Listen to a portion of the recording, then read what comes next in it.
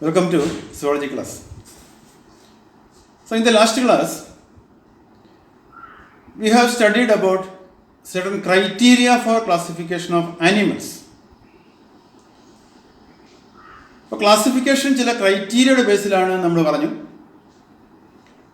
അതിൽ രണ്ട് പ്രധാനപ്പെട്ട ക്രൈറ്റീരിയയാണ് നമ്മൾ കഴിഞ്ഞ ക്ലാസ്സിൽ നമ്മൾ പഠിച്ചത്. ഏതൊക്കെയായിരുന്നു?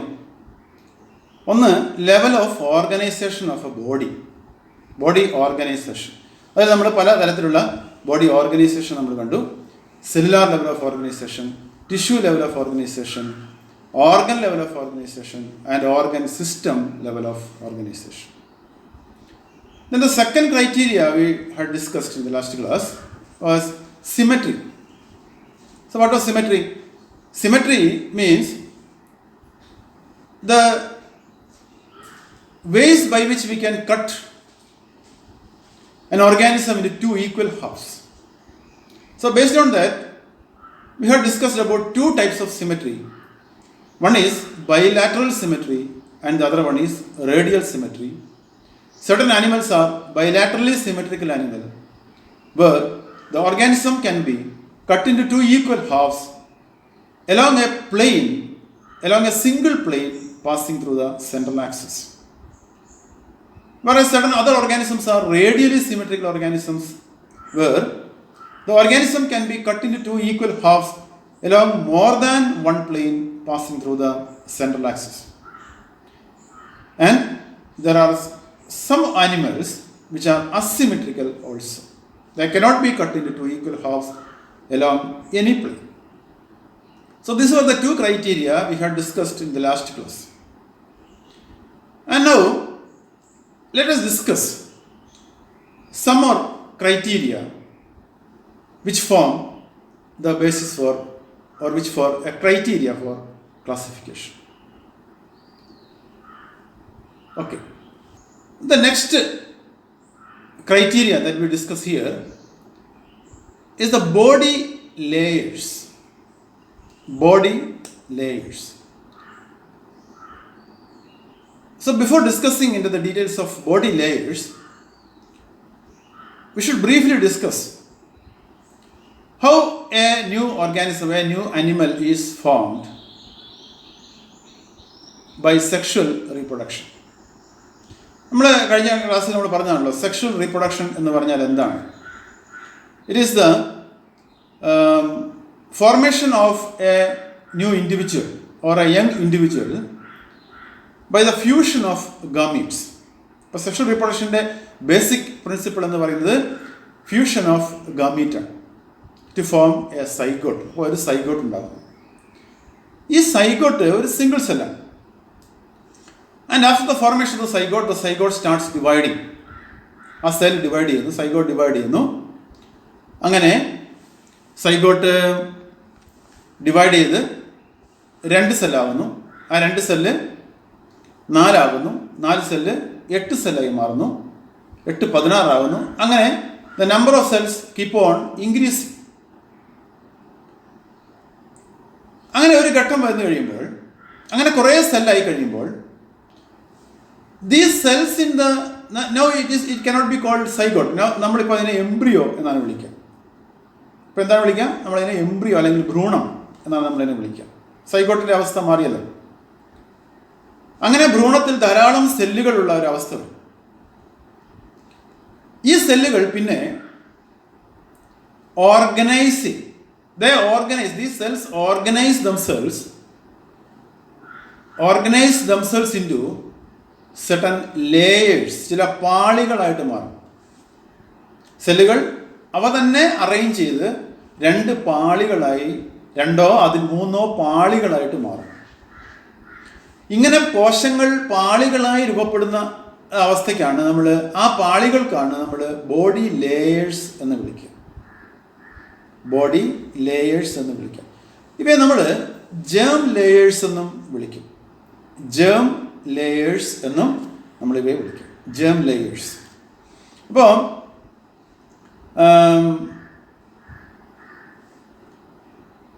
ചില ജീവികളിൽ ഇങ്ങനെ ഉണ്ടാകുന്ന ബോഡി ലേയേഴ്സ് 2 മാത്രമേ ഉണ്ടാകൂ. 2 ലേയേഴ്സ് മാത്രമേ ഉണ്ടാകൂ. ഇങ്ങനെ 2 ലേയേഴ്സ് മാത്രമാണ് ഉണ്ടാകുന്നത് എങ്കിൽ നമ്മളവയെ ഡിപ്ലോബ്ലാസ്റ്റിക് ഓർഗാനിസം എന്ന് വിളിക്കും, ഡിപ്ലോബ്ലാസ്റ്റിക് ആനിമൽസ് എന്ന് വിളിക്കും. അപ്പോൾ 2 ലേയേഴ്സാണ് ഉണ്ടാവുക, ജേം ലേയേഴ്സ് 2 അതായത് എംബ്രിയോ ഭ്രൂണത്തിലുണ്ടാകുന്ന ലേയേഴ്സ്, പാളികൾ, കോശങ്ങളുടെ പാളികൾ 2 അങ്ങനെ 2 പാളികൾ മാത്രമുള്ള ജീവികളെയാണ് നമ്മൾ ഡിപ്ലോബ്ലാസ്റ്റിക് ആനിമൽസ് എന്ന് വിളിക്കണം. ആ 2 പാളികൾക്കും പേരുണ്ട്. പുറത്തെ പാളി, outer layer is called ectoderm and the inner layer is called endoderm. അപ്പോൾ ഇങ്ങനെ എക്ടോഡേം പുറത്തും എൻഡോഡേം ഉള്ളിലുമായി 2 പാളികൾ മാത്രമായി നിലനിൽക്കുന്ന അവസ്ഥയ്ക്കാണ് നമ്മൾ ഡിപ്ലോബ്ലാസ്റ്റിക് കണ്ടീഷൻ, അല്ലെങ്കിൽ അത്തരം ജീവികളെ നമ്മൾ ഡിപ്ലോബ്ലാസ്റ്റിക് ആനിമൽസ് എന്ന് വിളിക്കും. ഇതാണ് ഒരു അവസ്ഥ. ഇനി ചില ജീവികളിൽ, in the case of some other animals, especially in the case of higher animals, ഈ ഭ്രൂണം അല്ലെങ്കിൽ എംബ്രിയോയിലെ കോശങ്ങൾ 3 പാളികളായി അറേഞ്ച് ചെയ്യപ്പെടും. പുറത്തെ പാളി, ഉള്ളിലെ പാളി, അത് 2നും ഇടയിൽ നടുക്ക് ഒരു പാളി, outer layer, inner layer and middle layer. അപ്പോൾ ഈ അവസ്ഥയ്ക്ക് നമ്മൾ പറയുന്നത് ട്രിപ്ലോബ്ലാസ്റ്റിക് കണ്ടീഷൻ എന്നും അത്തരം ജീവികളെ നമ്മൾ ട്രിപ്ലോബ്ലാസ്റ്റിക് ആനിമൽസ് എന്നുമാണ് പറയുക. അപ്പോൾ 2 തരത്തിലുള്ള ജീവികൾ, diploblastic animals and triploblastic animals. ഇവിടെ നിങ്ങൾക്ക് ഈ പടത്തിൽ നിങ്ങൾക്ക് വളരെ വ്യക്തമായിട്ട് നിങ്ങൾക്ക് കാണാൻ സാധിക്കും. അവിടെ ഡയഗ്രാം എ നിങ്ങൾ നോക്കുക. ഈ ഡയഗ്രാം എ, ഇതാണ് ഡയഗ്രാം എ. ഇതൊരു ഡിപ്ലോബ്ലാസ്റ്റിക് കണ്ടീഷൻ കാണിച്ചിരിക്കുന്നു. ഡിപ്ലോബ്ലാസ്റ്റിക് കണ്ടീഷനാണ് ഇവിടെ കാണിച്ചിരിക്കുന്നത്. ഇവിടെ നിങ്ങൾക്ക് കാണാം ഏറ്റവും പുറത്തെ പാളി, ഇത് ഔട്ടർ ലെയർ ഈസ് എക്ടോഡേം എന്നിവിടെ കാണിച്ചിട്ടുണ്ട്. ഇന്നർ ലെയർ കാണിച്ചിട്ടുണ്ട്, എൻഡോഡേം എന്നിവിടെ നിങ്ങൾക്ക് കാണാം, എൻഡോഡേം ഉണ്ട്. ഇതിന് ഇടയിൽ ഒരു ലെയർ പോലെ നിങ്ങൾ കാണുന്നില്ല, പക്ഷേ ഇതൊരു കോശത്തിൻ്റെ പാളിയല്ല, that is not made up of cell. പക്ഷെ അത് ഒരു ജെല്ലി ലൈക്ക് സബ്സ്റ്റൻസ് ആണ്. ഇതൊരു ജെല്ലി ലൈക്ക് സബ്സ്റ്റൻസ് ആണ്. അതിന് മീസോഗ്ലിയ എന്നാണ് ഇതിന് പറയുക, മീസോഗ്ലിയ എന്ന് വിളിക്കും. അപ്പോൾ ഇതാണ് ഒരു ഡിപ്ലോബ്ലാസ്റ്റിക് ആനിമൽസിൻ്റെ ലെയർ ഓർഗനൈസേഷൻ, അതായത് എംബ്രിയോയിലുള്ള ലെയർ ഓർഗനൈസേഷനാണ് ഇവിടെ കാണിച്ചിരിക്കുന്നത്. It's an outer ectoderm and inner endoderm. So only 2 layers of cells are there. ഇങ്ങനെ 2 ലേയേഴ്സ് മാത്രമുള്ള ജീവികളെ, അല്ലെങ്കിൽ എംബ്രിയോയുടെ കാര്യമാണ് നമ്മൾ പറയുക, എംബ്രിയോയിൽ 2 ലേയേഴ്സ് മാത്രമുള്ള ജീവികളെ നമ്മൾ ഡിപ്ലോബ്ലാസ്റ്റിക് ആനിമൽസ് എന്ന് വിളിക്കും. ആ കണ്ടീഷൻ നമ്മൾ ഡിപ്ലോബ്ലാസ്റ്റിക് കണ്ടീഷൻ എന്നാണ് വിളിക്കുക. ഇനി നിങ്ങൾ ഡയഗ്രാം ബി നോക്കുക. ഈ ഡയഗ്രാം ബിയിൽ നിങ്ങൾ കാണാം എക്ടോഡേം ഉണ്ട്, എൻഡോഡേം ഉണ്ട്. പക്ഷേ നടുക്ക് വേറെ ഒരു ലെയർ കൂടി നിങ്ങൾക്ക് കാണാൻ സാധിക്കും. അതും സെല്ല് കൊണ്ടുണ്ടാക്കിയ ലെയറാണ്. ഇവിടുത്തെ വ്യത്യാസമാണ്. ഇവിടെ സെൽസ് കാണുന്നില്ലല്ലോ. ഇത് മീസോഗ്ലിയ എന്ന് പറയുന്ന ഒരു ജെൽ ലൈക്ക് സബ്സ്റ്റൻസ് ആണ് ഡിപ്ലോബ്ലാസ്റ്റിക് കണ്ടീഷനിൽ. പക്ഷേ ഇവിടെ നോക്കൂ, ഇവിടെ ആ സ്ഥാനത്ത് കോശങ്ങളാൽ തന്നെ രൂപീകൃതമായിരിക്കുന്ന ഒരു നടുക്കത്തെ പാളി നിങ്ങൾ കാണാൻ സാധിക്കും. അതാണ് മീസോഡേം. അപ്പോൾ അവരെ എത്ര പാളികളുണ്ട്?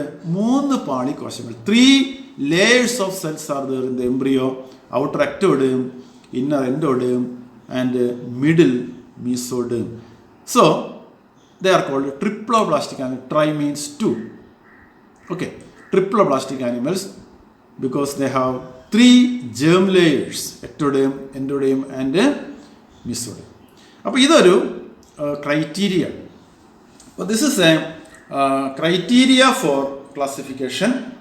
എത്ര ബോഡി ലെയേഴ്സ് ഉണ്ട്, അല്ലെങ്കിൽ എത്ര ജേം ലെയേഴ്സ് എംബ്രിയോയിൽ ഉണ്ട് എന്നുള്ളത് ഒരു ക്രൈറ്റീരിയ ആണ്. Okay, so some animals are triploblastic, they have 3 germ layers in their embryo and somehow only 2 germ layers, they are diploblastic. ഇനി വേറൊരു ചോദ്യം, ഇപ്പം നമ്മൾ ഇതിലേത് വിഭാഗത്തിൽ പെടുന്നതാണ്? നമ്മൾ ട്രിപ്ലോബ്ലാസ്റ്റിക് ആനിമൽസിൽ പെടുന്നതാണ്. അപ്പോൾ നിങ്ങൾക്ക് ഒരുപക്ഷെ സംശയം തോന്നാം, നമ്മുടെ ശരീരത്തിൽ ഈ പാളികളുണ്ടോ? ഈ 3 പാളികളുണ്ടോ? എവിടെയാണ് നമ്മുടെ ശരീരത്തിൽ ഈ 3 പാളികൾ? ഇപ്പോൾ നമ്മുടെ ശരീരത്തിൽ ഈ 3 പാളികൾ നമുക്ക് കാണാൻ കഴിയില്ല. നമ്മൾ even though we are triploblastic animals, now we cannot identify or we cannot distinguish separately these two germ layers, ectoderm, endoderm and mesoderm as such is not there in our body. പിന്നെ എന്തുകൊണ്ടാണ് നമ്മൾ triploblastic animals എന്ന് പറയുന്നത്? നമ്മൾ നേരത്തെ പറഞ്ഞല്ലോ, embryonic കണ്ടീഷനിലെ കാര്യമാണ് നമ്മൾ പറയുന്നത്. When we were an embryo, these three germ layers were there in our embryo, in the embryo, when we were an embryo. Okay. പിന്നീട് എന്ത് സംഭവിച്ചു? ഈ കോശത്തിൻ്റെ പാളികൾക്ക് പിന്നീട് എന്താ സംഭവിച്ചത്? നമ്മുടെ ശരീരത്തിൽ ഇന്ന് കാണുന്ന എല്ലാ ഓർഗൻസും ഓർഗൻ സിസ്റ്റവും ഇതിലേതെങ്കിലും ഒരു പാളിയിൽ നിന്നും ഉണ്ടായതാണ്.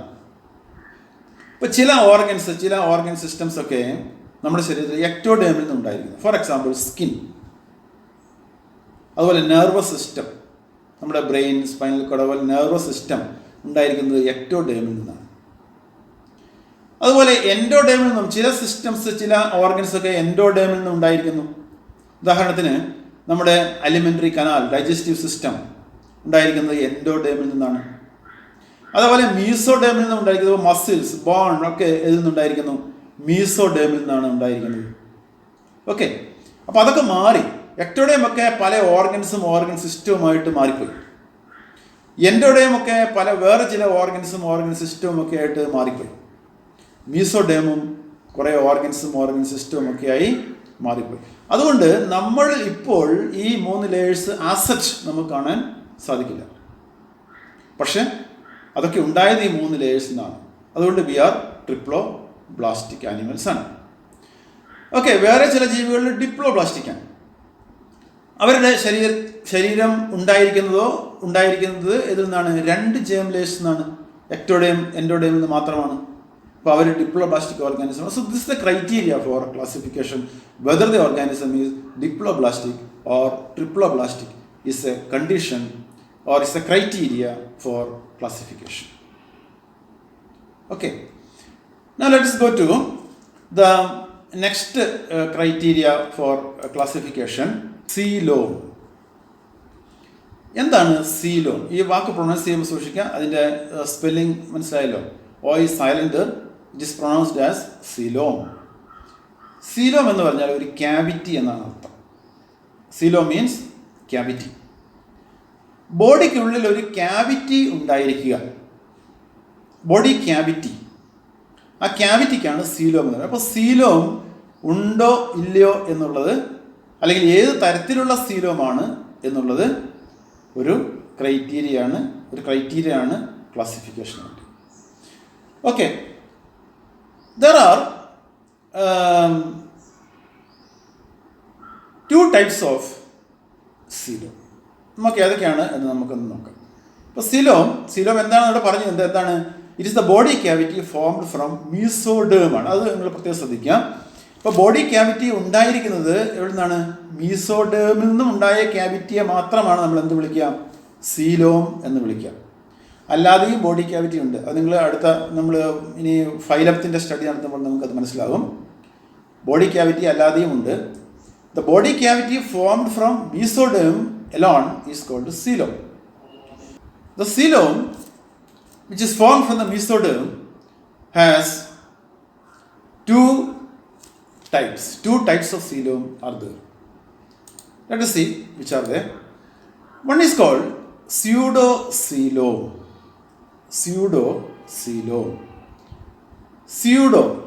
Pseudo means false. അപ്പോൾ ഇത് ശരിയായ ഒരു സീലോം അല്ല, മീസോഡേമിൽ നിന്നും ഉണ്ടാകുന്നതാണ്. പക്ഷേ ഇതിനെ നമ്മൾ ഒരു ശരിയായ ഒരു ട്രൂ സീലോമായിട്ട് നമ്മൾ കണക്കാക്കുന്നില്ല. ഓക്കെ, എന്താണ് അതിൻ്റെ കാരണം? Formed from mesoderm as pouches. അതായത് ചെറിയ പൗച്ചുകളായി ഉണ്ടാകുന്ന മീസോഡേം, ചെറിയ പൗച്ചുകളായിട്ടുണ്ടാകുന്ന, കമ്പാർട്ട്മെൻറ്റ്സ് ആയിട്ടുണ്ടാകുന്ന ഒരു സീലോം ആയതുകൊണ്ടാണ് ഇതിനെ സ്യൂഡോസീലോം എന്ന് വിളിക്കാം. അതിൻ്റെ ഡയഗ്രം കാണുമ്പോൾ നിങ്ങൾക്ക് മനസ്സിലാകും. അടുത്തത് ട്രൂ സീലോം ആണ്. രണ്ടാമത്തെ വിഭാഗമാണ് true coelom. This true coelom formed by the splitting of the mesoderm. അപ്പോൾ 2 തരത്തിലുള്ള സീലോമാണ് ഇവിടെ ഉണ്ടാവുക. ഒന്ന്, മീസോഡേം തന്നെ പൗച്ചസ് ആയിട്ട് വരും. നിങ്ങൾക്കിവിടെ ഈ ഡയഗ്രം കണ്ടാൽ നിങ്ങൾക്ക് മനസ്സിലാകും. ഇവിടെ ഈ ഡയഗ്രം നിങ്ങൾ നോക്കുക. ഈ ഡയഗ്രത്തിൽ സ്യൂഡോസീലോമാണ് ഇത് കാണിച്ചിട്ടുള്ളത്. അപ്പോൾ ഇതാണ് മീസോഡേം. ഇവിടെ നിങ്ങൾ കാണുന്നില്ലേ എന്താണ് മീസോഡേം? നോക്കൂ, ഔട്ടർ എക്ടോഡേം ഇന്നർ എൻഡോഡേം. ഇവിടെയാണല്ലോ മീസോഡേം ഉണ്ടാവേണ്ടിയിരുന്നത്. ആ മീസോഡേം ഇപ്പോൾ എന്തായി മാറിയിരിക്കുന്നു നോക്കുക. കുറേ പൗച്ചസ് ആയിട്ട് അല്ലേ, കുറേ കമ്പാർട്ട്മെന്റ്സ് ആയിട്ട് മാറിയിരിക്കുന്നു. ആ കമ്പാർട്ട്മെന്റ്സ് ഒരു ക്യാവിറ്റിയെ ഉൾക്കൊള്ളുന്നു. C here one cavity is there, here one cavity is there, in all these pouches cavities are there. അപ്പോൾ ഒരു സീലോം എന്ന് പറയുന്നത് എങ്ങനെ ഉണ്ടായിരിക്കുന്നു? As pouches from the mesoderm. Mesoderm തന്നെ പൗച്ചസ് ആയി മാറിയിരിക്കുന്നു, അത് സീലോമായി മാറും. അതിനുള്ളിൽ സീലോം ഉൾക്കൊള്ളുന്നു. ഇതിനെയാണ് നമ്മൾ എന്ത് വിളിക്കുക? സ്യൂഡോ സീലോം എന്ന് വിളിക്കുക. അപ്പോൾ ചില ജീവികളുടെ സീലോം എന്ന് പറയുന്നത് ഈ രീതിയിലാണ്. ഇനി ഈ ക്യാവിറ്റിക്കുള്ളിൽ ചില ബോഡി ഓർഗൻസ് ഒക്കെ ഉണ്ടാകും. ഓക്കെ, എല്ലാ ബോഡി ക്യാവിറ്റിക്കുള്ളിലും ഓർഗൻസ് ഉണ്ട്.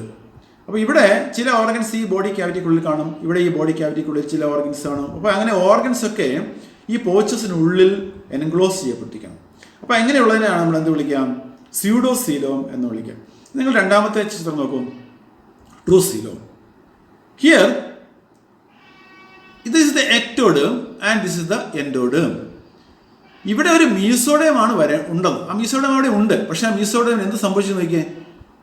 സ്പ്ലിറ്റ് ചെയ്തിരിക്കുന്നു. സോ രണ്ട് ലെയർ, മീസോഡേം തന്നെ രണ്ട് ലെയർ ആയി മാറിയിരിക്കുന്നു. An outer mesoderm and an inner mesoderm. ഇതിനുള്ളിലാണ് ബോഡി ക്യാവിറ്റി കാണുന്നത്. This is the body cavity, coelom. So here coelom is a continuous cavity formed by the splitting of the mesoderm. അപ്പം ഒരു layer ആയിട്ട് കാണേണ്ടിയിരുന്ന mesoderm രണ്ടായി കാണുന്നു, split ചെയ്ത് രണ്ടായിട്ട് കാണുന്നു. അങ്ങനെ മീസോഡേം തന്നെ രണ്ട് ലെയർ ആയിട്ട് കാണുന്നു. An outer mesoderm and inner mesoderm. In between that coelom is there. Such a coelom is called true coelom. It's also called a eucoelom. It's a true coelom. Now, so coelom, the presence of coelom is a criteria for classification. Not only the presence of coelom, but the type of coelom is a criteria. Which type of coelom? Whether it is a pseudo coelom or true coelom. And a third category of animals are also there, acoelomate animals. Acoelomate. As I already told you, A means no. Acoelom means no coelom. So certain animals have no coelom. That doesn't mean that they have no body cavity. They may be having a body cavity, but that body cavity need not have originated from mesoderm. അപ്പോൾ അത് മീസോഡേമിൽ നിന്നും originate ചെയ്ത cavity അല്ല എങ്കിൽ നമ്മൾ അതിനെ എന്ത് വിളിക്കില്ല? സീലോം എന്ന് വിളിക്കില്ല. They are considered as acoelomate animals. അപ്പോൾ മീസോഡേമിൽ നിന്നും ക്യാവിറ്റി ഒറിജിൻ ചെയ്യുകയും അങ്ങനെ സീലോം ഉണ്ടാവുകയും ആ സീലോം രണ്ട് വിഭാഗത്തിൽപ്പെടുകയും ചെയ്യും. ഒന്ന് സ്യൂഡോ സീലോം, മറ്റൊന്ന് true coelom. Pseudo coelom is formed from the mesoderm as pouches and true coelom is formed by the splitting of the mesoderm. Okay. Now നമുക്ക് അടുത്ത ഒരു ക്യാരക്ടറിലേക്ക് പോകാം. Segmentation or metamerism. അപ്പോൾ എന്താണ് സെഗ്മെന്റേഷൻ എന്ന് നമുക്ക് നോക്കാം. So segmentation is the feature of body divided internally and externally into compartments or segments. ഇവിടെ പടങ്ങൾ കൊടുത്തിട്ടുണ്ട്, നമുക്ക് നോക്കാം എന്താണ് സെഗ്മെന്റേഷൻ എന്നത്. നമുക്ക് ഈ രണ്ട് പടങ്ങൾ കാണുമ്പോൾ നിങ്ങൾക്ക് മനസ്സിലാവും. ഇപ്പം എന്താണ് ബോഡി കാണുന്നില്ലേ? കമ്പാർട്ട്മെന്റ്സ് ആയിട്ട് അവരുടെ ബോഡി ശ്രദ്ധിച്ച് നോക്കൂ. You can see their body is divide into so many compartments. ഇപ്പം നമുക്ക് വളരെ സുപരിചിതമായ മറ്റൊരു ജീവിയാണ് എർത്ത്വേം. എർത്ത്വേമിനെ നമുക്ക് പരിശോധിച്ചാൽ നമുക്ക് മനസ്സിലാകും that body is compartmentalised or metamerically segmented. Segments in their body has so many segments. But here also you can see so many segments. This is one segment, another two. See, so many segments can be seen on the body. And here also you can see segments. The body is segmented. അങ്ങനെ segmentation ആണ് metamerism എന്ന് വിളിക്കുന്നത്. All animals, the body of all animals are not segmented. Only few animals are segmented animals. അപ്പോൾ this is the criteria for classification. Whether the organism is segmented or not, whether the body of the organism is segmented or not, segments ആയിട്ടാണോ അവയുടെ body കാണുന്നത് എന്നുള്ളത് classification നമ്മളൊരു criteria ആയിട്ട് നമ്മൾ ഉപയോഗിക്കും. Okay, ഇനി നമുക്ക് മറ്റൊരു ഫീച്ചറിലേക്ക് നമുക്ക് പോകാം. That is notochord. നോട്ടോകോഡ് എന്താണ്? Notochord is a mesodermally derived ആണ്. അത് മീസോഡെർമിൽ നിന്നും ഒറിജിൻ ചെയ്യുന്ന ഒരു സ്ട്രക്ചറാണ്. That is present on the dorsal side of the body. നമ്മുടെ ബോഡിക്ക്, ഒരു ആനിമലിൻ്റെ ബോഡിക്ക് 2 സൈഡുകളുണ്ട്. One is the dorsal side and the other one is ventral side. എന്താണ് ഡോർസൽ സൈഡ്, എന്താണ് വെൻട്രൽ സൈഡ്? നമ്മുടെ ഡോർസൽ സൈഡും വെൻട്രൽ സൈഡും ഏതാണ്? ഇതാണ് നമ്മുടെ വെൻട്രൽ സൈഡ് എന്ന് പറയുന്നത്. This is the ventral side. പുറകുവശം ഏതാണ്? ഡോർസൽ സൈഡാണ്. ഇങ്ങനെ എല്ലാ ജീവികൾക്കും 2 വശങ്ങൾ, 2 സൈഡുകളുണ്ട്. ഡോർസൽ സൈഡും വെൻട്രൽ സൈഡും ഉണ്ടാകും. ഓക്കെ, ഇപ്പോൾ ഒരു പശുവിൻ്റെ കാര്യം എടുത്താൽ, പശുവിൻ്റെ ഡോർസൽ സൈഡും വെൻട്രൽ സൈഡും ഏതാണ്? പശുവിൻ്റെ മുതുക് നമ്മൾ പറയുന്ന സാധനമാണ് അതിൻ്റെ ഡോർസൽ സൈഡ്. അതിൻ്റെ അകിടൊക്കെ കാണുന്ന ആ അടിഭാഗത്തിനാണ് നമ്മൾ എന്ത് വിളിക്കുക? വെൻട്രൽ സൈഡ് എന്ന് വിളിക്കുക. അപ്പോൾ അങ്ങനെ ഓരോ ജീവിക്കും ഡോർസൽ സൈഡും വെൻട്രൽ സൈഡും ഉണ്ടാകും. അത് നമ്മൾ നോട്ടോകോഡിനെ കുറിച്ച് പറയുമ്പോൾ, നോട്ടോകോഡ് എന്താണ്? It is present on the dorsal side. അപ്പോൾ ഡോർസൽ സൈഡിൽ കാണുന്ന ഒരു സ്ട്രക്ചറാണ് മീസോഡെർമിൽ നിന്നും ഉണ്ടായിട്ടുള്ള ഒരു സ്ട്രക്ചറിനാണ് നമ്മൾ എന്ത് വിളിക്കുക? നോട്ടോകോഡ് എന്ന് വിളിക്കുക. മറ്റൊന്ന്, it is present on the embryonic period or through out life. അപ്പോൾ നോട്ടോകോഡ് എല്ലാ ജീവികൾക്കും, ചില ജീവികൾക്ക് അത് എംബ്രിയോണിക് പീരിയഡിൽ മാത്രമേ കാണൂ. ചില ജീവികൾക്ക് നോട്ടോകോഡ് ഇല്ല. ഇപ്പം നോട്ടോകോഡ് ഇല്ലാത്ത ജീവികളുണ്ട്. നോട്ടോകോഡ് ഉള്ളവയിൽ തന്നെ അത് ചിലപ്പോൾ അത് എംബ്രിയോണിക് പീരിയഡിൽ മാത്രമേ കാണൂ, ചിലപ്പോൾ അത് ത്രൂ ഔട്ട് ലൈഫ് കാണും. ഓക്കെ, ഇനി those with notochord are termed as chordates. അപ്പോൾ നമ്മൾ ജീവികളെ രണ്ടായിട്ട്, ഈ നോട്ടോകോഡ് ഉണ്ടോ ഇല്ലയോ എന്നതിൻ്റെ അടിസ്ഥാനത്തിൽ തന്നെ 2 പ്രധാനപ്പെട്ട വിഭാഗങ്ങളായി നമ്മൾ ആനിമൽസിനെ ക്ലാസിഫൈ ചെയ്തിട്ടുണ്ട്. നോട്ടോകോഡ് ഉള്ളവയെ നമ്മൾ എന്ത് വിളിക്കുന്നു? കോർഡേറ്റ്സ് എന്ന് വിളിക്കുന്നു. നോട്ടോകോഡ് ഇല്ലാത്തവയെ നമ്മൾ നോൺ കോർഡേറ്റ്സ് എന്ന് വിളിക്കുന്നു. അപ്പോൾ അത് തന്നെ നോട്ടോകോഡ് എന്ന് പറയുന്ന ക്രൈറ്റീരിയ തന്നെ ഒരു വലിയൊരു ഡിവിഷന് ആധാരമാക്കിയിട്ടുണ്ട്. കോർഡേറ്റ് ഉള്ളവയെ നോട്ടോകോഡ് ഉള്ളവയെ നമ്മൾ കോർഡേറ്റ്സ് എന്നും നോട്ടോകോഡ് ഇല്ലാത്തവയെ നോൺ കോർഡേറ്റ്സ് എന്നും വിളിക്കുന്നു. അപ്പോൾ ഇപ്പോൾ നിങ്ങൾക്ക് ചിലപ്പോൾ സംശയം ഉണ്ടാകും, എന്താണ് ഈ നോട്ടോകോഡ് എന്ന്. നോട്ടോകോഡ് ഡോർസൽ സൈഡിൽ കാണപ്പെടുന്ന ഒരു ഹാർഡ് സ്ട്രക്ചറാണ്. നമ്മുടെ ഡോർസൽ സൈഡ്, നമുക്ക് നട്ടൽ എന്ന് പറയുന്ന പോലെ തന്നെ, നട്ടലല്ല നോട്ടോകോഡ്, പക്ഷേ ഏകദേശം ആ സ്ഥാനത്ത് കാണുന്ന ഒരു ഹാർഡായിട്ടുള്ള ഒരു സപ്പോർട്ടിംഗ് സ്ട്രക്ചറിനാണ് നമ്മൾ എന്ത് വിളിക്കാം? നോട്ടോകോഡ് എന്ന് വിളിക്കാം. ഇത് ചില ജീവികളില്ല, അവയെ നമ്മൾ നോൺ കോർഡേറ്റ്സ് എന്ന് വിളിക്കാം. ചില ജീവികൾക്കുണ്ട്, ഉണ്ടെങ്കിൽ തന്നെ ചിലപ്പോൾ അത് എംബ്രിയോണിക് പീരീഡിൽ മാത്രമേ കാണൂ, ചിലപ്പോൾ അത് ത്രൂ ഔട്ട് ലൈഫ് കാണപ്പെടുന്നു. അപ്പോൾ ഇത്രയുമാണ് നമുക്ക് നോട്ടോകോഡ്. അപ്പോൾ നോട്ടോകോഡ് ഉണ്ടോ ഇല്ലയോ എന്നുള്ളത്, അത് എങ്ങനെയാണെന്നുള്ളത് ഒരു ക്രൈറ്റീരിയനാണ് ഫോർ ആനിമൽ ക്ലാസിഫിക്കേഷൻ. ഓക്കെ, നമുക്ക് ഇനി ക്ലാസിഫിക്കേഷനെ കുറിച്ച് നമുക്ക് ഒരു ബ്രീഫായിട്ട് നമുക്കൊന്ന് ക്ലാസിഫിക്കേഷനെ കുറിച്ച് നമുക്ക് നോക്കാം. നമ്മളിപ്പോൾ ഈ പറഞ്ഞ ക്രൈറ്റീരിയ ഒക്കെ വെച്ചിട്ട് എങ്ങനെയാണ് ആനിമൽസിനെ ക്ലാസിഫൈ ചെയ്തിരിക്കുന്നത് എന്ന് നമുക്ക് നോക്കാം. നമ്മൾ ആദ്യം പറഞ്ഞല്ലോ ലെവൽസ് ഓഫ് ഓർഗനൈസേഷൻ ഒരു criteria.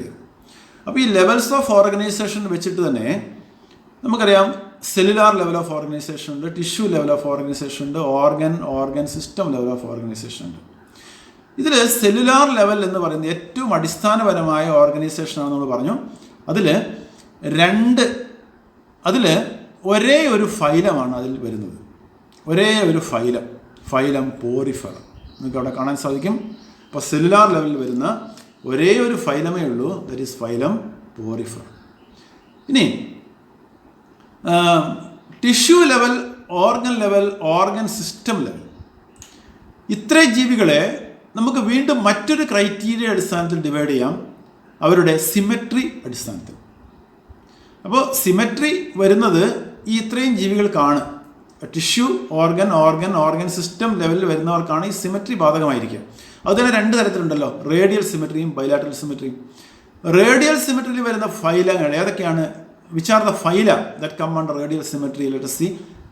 One is Coelenterata or Cnidaria.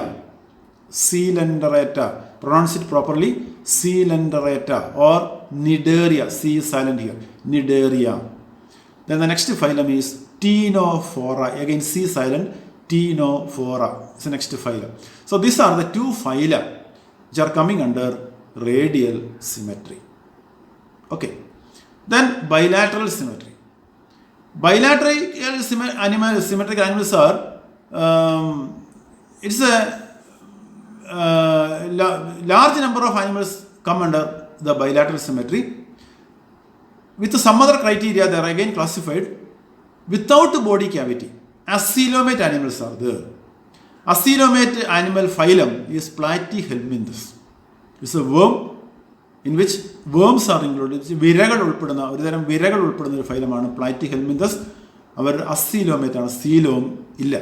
ഞാൻ നേരത്തെ പറഞ്ഞ പോലെ സീലോം ഇല്ല എന്നതിൻ്റെ അർത്ഥം ബോഡി ക്യാവിറ്റി ഇല്ല എന്ന് ആയിരിക്കില്ല. മീസോഡേമിൽ നിന്നും ഒറിജിൻ ചെയ്ത ഒരു സീലോം ഇല്ല എന്നാണ്. ഓക്കെ, ഇവർക്ക് ബോഡി ക്യാവിറ്റി ഇല്ലെന്നാണ്.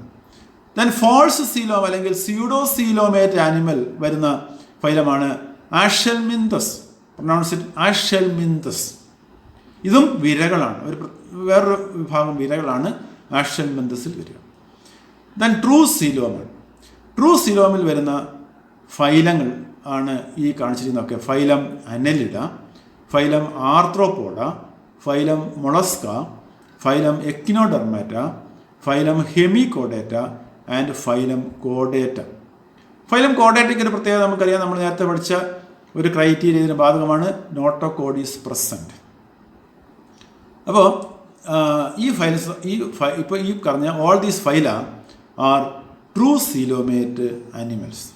Phylum Annelida, phylum Arthropoda, phylum Mollusca, phylum Echinodermata, phylum Hemichordata and phylum കോഡേറ്റ. So this is the animal classification. An outline of animal classification. An outline of animal classification based on certain criteria that we have studied. Okay. Now, in the next class onwards, we will be dealing with different phyla, animals coming under different phyla. Okay. So we shall wind up the class here. Thank you.